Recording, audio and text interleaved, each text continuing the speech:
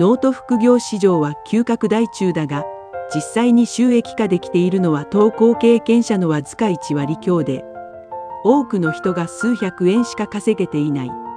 稼げる人と稼げない人を分けるのは才能ではなく、